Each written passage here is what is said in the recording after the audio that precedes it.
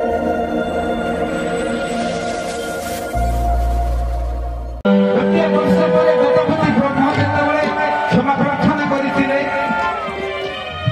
कहते हे ब्रह्मा जदि तुम्हें आंतरिक भाव अनुताप कर ठीक अच्छी अभिशाप दे तुमको कही आज पूजा करें कि मंदिर करें भारतर राजस्थान नामक राज्य पुष्कर नामक क्षेत्र में तुम गोटे मंदिर हम केवल भारत गोटे जगह तुम मंदिर राजस्थान पुष्कर जो तुम्हें पूजा पाइब वर्षे थे से मकर संक्रांति से दिन ठार ब्रह्मा गोटे मंदिर राजस्थान पुष्कर तीर्थ मकर संक्रांति दिन सबुठ बड़ मेला हुए पुष्कर मेला मंत्र उच्चारण करुला बेले आपण पार्टी करेंगे नहीं ब्रह्मा ताकर दुख भोगिले द्वितीय कार्य मैथुन पति पत्नी दाम्पत्य संसर्ग चलता बेले ना पति ना पत्नी कई कथबार्ता करने उचित नुहे लक्ष्मीच्युत हुए गांधरू मंत्रोच्चारे मैथुने तृतीय कार्य प्रस्रावे परिश्रा करुला बेले कथबार्ता करने उचित नुहे चार दंत धावने दांत घसुला बेले कथबार्ता करने उचित नुहे पांच स्नाने गाधौला बेले कथबार्ता करने उचित नुहे छे भोजने ब्रह्मांकर उदाहरण भोजन खाद्य ग्रहण करुला बेले कथबार्ता करने उचित नुहे आमे खाऊवा मोबाइल रे गपुवा कौन हम अवस्था जानी स्नाने भोजने सतसु मनोमातरे ए छटा काम करुला बेले मनीष मन आचरण करवा उचित आज भरत जाऊँगी भगवान राम पाखक राम राम राम राम उच्चारण कर भगवान राम चित्त अच्छी आ कौन करुँच भजु मन राम चरण सुखदाई संत तुलसी भजन ये भक्त कंठरे भजु मन राम चरण सुखदाई भज मन राम चरण सुखदाई भजु मन राम भज मन राम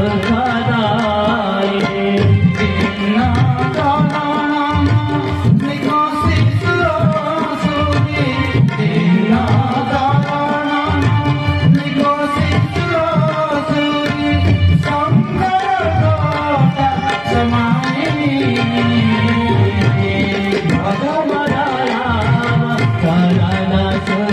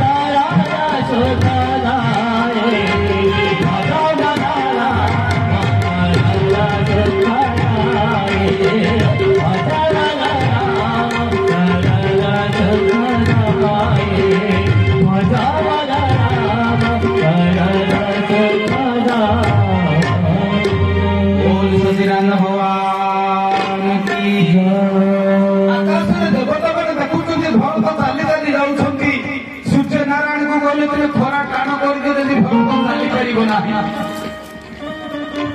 कारण भगवान जदि भरत को देखती भरतर प्रीति भक्ति भगवान चली आसवे अयोध्या को फेरी आसवे अयोध्या को फेरी आसला रावण को मारी पारे देवता मान रावण जो दंड दौर अत्याचार करुच्ची जंत्रणा दौर तार अवसान हम जब भगवान रावण को बध करेंगे तुम्हें सूर्य नारायण खरा को टाण कर दियो सूर्य नारायण खरा को टाण करदे सूर्य खरा टाण हवा जो बाली सब ताकी जो भगवान पाद चिन्ह देखुं सीताराम पाद चिन्ह देखुं भक्त कौन कर चारिआडे सीताराम को दर्शन कर चारिआडे सियाराममय सब जग जानी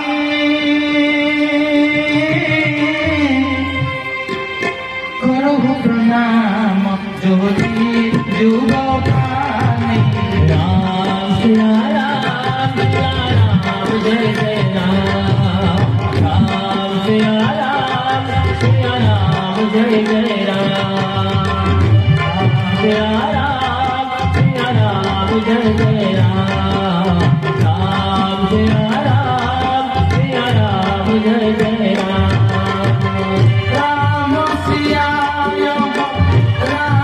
सिया देखी काय सिधाए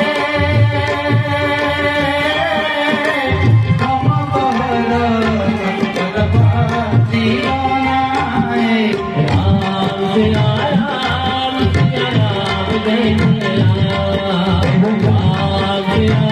राम सिया राम जय जय राम राम सिया राम जय जय राम राम सिया राम जय जय राम हरि सर्वत्र व्यापक समाना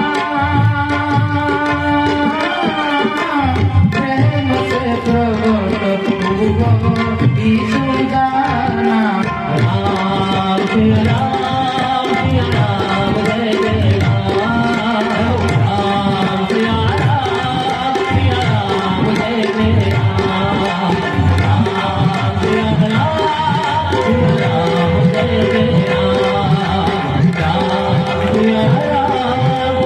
राम जय जय भगवान की सिया राम में शब्द बताने करहु प्रणाम जरि जुग पानी कीट पासन तरु तृण स्थावर जंगम भूमि भूमा अणु परमाणु गोलक भूलक आलोक अंधार रस कांद पाप पुण्य सुख दुख सबुटी भगवान सिया राम में शब्द जानी जोटी भगवान पद चिन्ह देखुं गढ़ी जाऊँगी पाही नाथ कही पाही गोसाई त्राही मांग पाही मांग एवं पाद प्रणाम करुचंती दंड प्रणाम करुचंती दंड प्रणाम केमिति कराଯାଏ ना पेटेई पूरा पेटेई सोईकी दंड प्रणाम कराଯାए भगवान का पाद चिन्ह को देखी दंड प्रणाम करुचंती एने सूर्य नारायण उत्तप्त किरण बाली सब ताती जाइछि एते ताती जाइछि जे धान चाउल सब चूड़ा मुड़ी हेजिब आज केते कष्ट भरत को छाती में फटका हो गला फटका को नजर नहीं फटका को खातिर नहीं फटका फाटिकी रक्त बही आरंभ करती आखिरू लुह झरुची छाती लहू झरुची तथापि राम राम राम सिया राम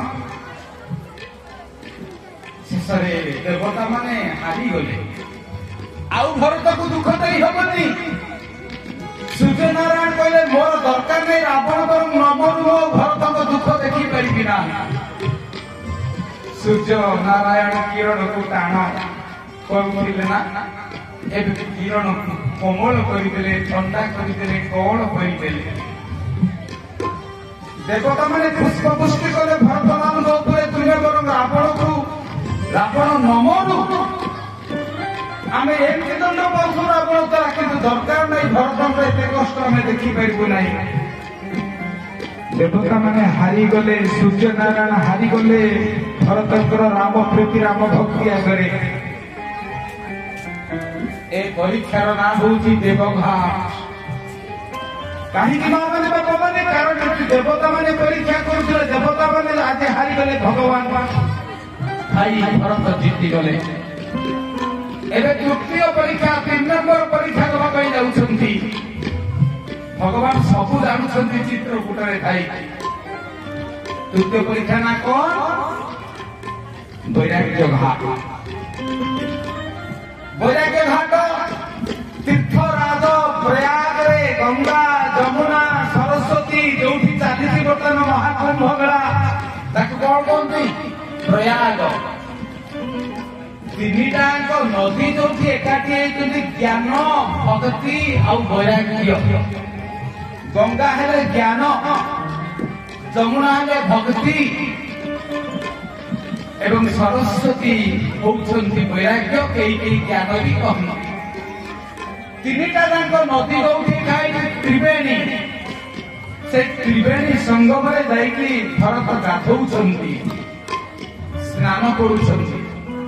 ଆପଣ ଯୋଉମାନେ ତ୍ରିବେଣୀକି ଯାଉଛନ୍ତି ବା ଯାଇଛନ୍ତି, ଏ କାମ କରିଛନ୍ତି କି ନା ମୁଁ କହିପାରିବିନି। ମା ମାନେ ବାପା ମାନେ, ତୀର୍ଥରାଜ ପ୍ରୟାଗକୁ ଗଲେ ଆପଣ 3ଟି କାମ ଯଦି କରିକି ଆସିଥିବେ, ତାହେଲେ ଆପଣଙ୍କର ତୀର୍ଥରାଜ ପ୍ରୟାଗ ଯିବାର ସାର୍ଥକତା ଅଛି।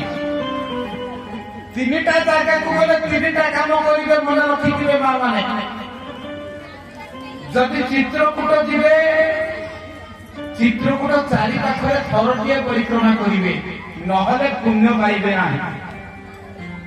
ଯଦି ବୃନ୍ଦାବନ ଯିବେ, ଗିରିରାଜ ଗୋବର୍ଦ୍ଧନଙ୍କ ଚାରି ପାଖରେ 11 କିଲୋମିଟର ଦୂରତା ମୁଁ ନିଜେ ପରିକ୍ରମା କରିଛି, ତାପରେ ଆପଣଙ୍କୁ କହୁଛି। ଏଠି ଯୋଉ କଥା ଆପଣଙ୍କ ଆଗରେ କହୁଛି, ବ୍ୟାସାସନରେ ହାତ ରଖି ତାକୁ ମୁଁ ନିଜେ ଆଗେ କରେ, ତାପରେ ଆପଣ ମାନଙ୍କୁ କହେ। 2016 ମସିହା ଜନ୍ମାଷ୍ଟମୀ ରାତ୍ରି ଦିନ ମୁଁ ନିଜେ ଗୋବର୍ଦ୍ଧନ ପରିକ୍ରମା କରିଥିଲି ସାଧୁମାନଙ୍କ ଗହଣରେ 11 କିଲୋମିଟର।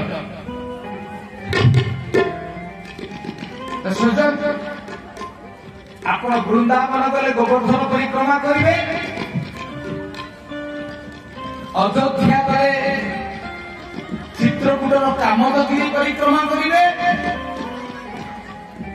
ଆଉ ଯଦି ତୀର୍ଥରାଜ ପ୍ରୟାଗ ଯାଆନ୍ତି, ଯୋଉମାନେ ଯାଇଛନ୍ତି କରିଛନ୍ତି କି ନା ମୁଁ କହିପାରିବିନି, ସେଠି 3ଟି କାମ କରିବେ। କଣ ସେ 3ଟି କାମ?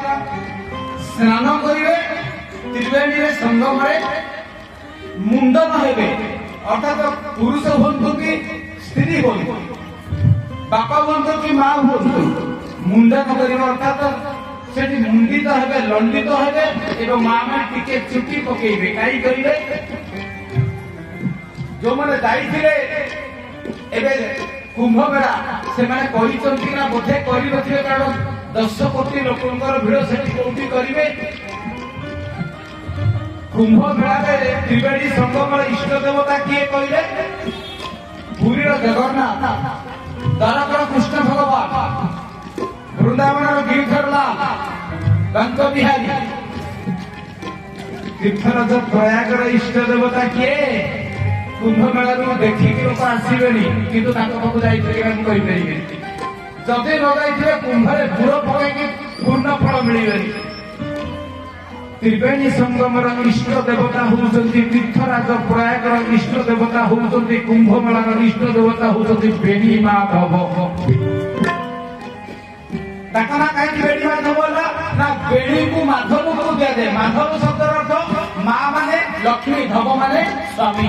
ଲକ୍ଷ୍ମୀଙ୍କର ସ୍ୱାମୀ ଯେ ମାଧବ। ଆପଣ ତାଙ୍କ ନା ବେଣୀ ମାଧବ କାହିଁକି? ନା ସେ ତୀର୍ଥର ଗୋଟେ ମହିମା ଅଛି। ଯୋଉମାନେ ତୀର୍ଥକୁ ଯାଆନ୍ତି ସେଠି ମୁଣ୍ଡନ ହେଇକି ଆସନ୍ତି। ଆଜି ଭରତଲାଲ ଯେତେବେଳେ ତୀର୍ଥରାଜ ପ୍ରୟାଗରେ ସ୍ନାନ କରୁଛନ୍ତି, ବେଣୀ ମାଧବଙ୍କୁ ପ୍ରଣାମ କରୁଛନ୍ତି। କେମିତି ପ୍ରଣାମ କରାଯାଏ? ଭଗବାନଙ୍କୁ ଆପଣ କେମିତି ପ୍ରଣାମ କରନ୍ତି? ଏଠି ଆପଣ ଯଦି ସୀତାରାମଙ୍କ ପାଖକୁ ଯାଉଥିବେ, ଲକ୍ଷ୍ମୀ ନାରାୟଣଙ୍କ ପାଖକୁ ଯାଉଥିବେ, ପୁରୀ ଜଗନ୍ନାଥଙ୍କ ପାଖକୁ ଯାଉଥିବେ, ବେଣୀମାଧବଙ୍କ ପାଖକୁ ଯାଉଥିବେ, ରାଧାକୃଷ୍ଣଙ୍କ ପାଖକୁ ଯାଉଥିବେ, ଆପଣ କେମିତି ପ୍ରଣାମ କରିବେ? ପୂର୍ଣ୍ଣ ଫଳ ପ୍ରାପ୍ତି ହେବ। ପୂର୍ଣ୍ଣ ଫଳ ସବାମେ ପ୍ରଣମତେ ବିଷ୍ଣୁ ଦକ୍ଷିଣେ ଶକ୍ତି ଶଙ୍କରୁ ପ୍ରଣମତେ ଗୁରୁର ଅଗ୍ରେ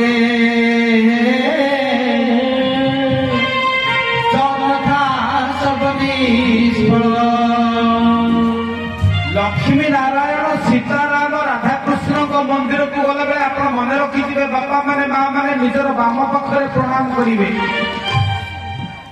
ସବାମେ ପ୍ରଣମତେ ବିଷ୍ଣୁ, ବିଷ୍ଣୁ ମନ୍ଦିରରେ ନିଜର ବାମ ହାତ ଯୋଉ ପାଖରେ ବାମ ପାଖରେ ପ୍ରଣାମ କରିବେ। ଆମର ଯୋଉଟା ବାମ ପାଖ ଭଗବାନଙ୍କ ସେଇଟା ଡାହାଣ ପାଖ, ଏ କଥାଟି ମନେ ରଖିଥିବେ। ଦକ୍ଷିଣେ ଶକ୍ତି ଶଙ୍କର, ଶିବ ମନ୍ଦିରକୁ ଯାଇଥିବେ, ପାର୍ବତୀ ମନ୍ଦିରକୁ ଯାଇଥିବେ, କାଳୀ ମନ୍ଦିରକୁ ଯାଇଥିବେ, ଦୁର୍ଗାଙ୍କ ମନ୍ଦିରକୁ ଯାଇଥିବେ, କୋଉଠି ପ୍ରଣାମ କରିବେ ନା ଦକ୍ଷିଣେ ଶକ୍ତି ଶଙ୍କର। ନିଜର ଦକ୍ଷିଣ ଡାହାଣ, ନିଜର ଡାହାଣ ହାତ ଯୋଉଠି, ଆମର ଡାହାଣ ତାମାନେ ତାଙ୍କର ବାମ ହାତ। ଦକ୍ଷିଣେ ଶକ୍ତି ଶଙ୍କର, ନିଜର ଡାହାଣ ହାତ ପାଖରେ ଆପଣ ଶିବ ଶକ୍ତି ବା ଦୁର୍ଗାଙ୍କୁ ପ୍ରଣାମ କରିବେ। ବାପା ମାଙ୍କୁ କୋଉଠି ପ୍ରଣାମ କରାଯାଏ? ଗୁରୁଙ୍କୁ କୋଉଠି ପ୍ରଣାମ କରାଯାଏ? ଗୋଟେ ଗାଲୁଆ କଲା ଯୋଉଠି ପାଇଲେ ସେଇଠି ପ୍ରଣାମ କରି ନାହିଁ। ନାଇଁ, ଯଦି ତୁ ଗାଲୁଆଟା ପ୍ରଣାମ କରିବୁ ତାହେଲେ ଗୋଦରା ଗୋଡେ ଯେତେ ମାରେ ସେତେ। ଗୋଦରା ଗୋଡ ଯାହାର, ସେ ଶାଗ କିଆରେ ଯଦି ହାଣୁଥିବ, ସେ କିଆରେ ହାଣି ହାଣି ଯାଉଥିବ, ଏପଟେ ବୁଝି ବୁଝି ହେଇକା ଯାଉଥିବ। ତ ନମସ୍କାରଟା ନା ଲାଭ ଅଛି ନା କ୍ଷତି ଅଛି।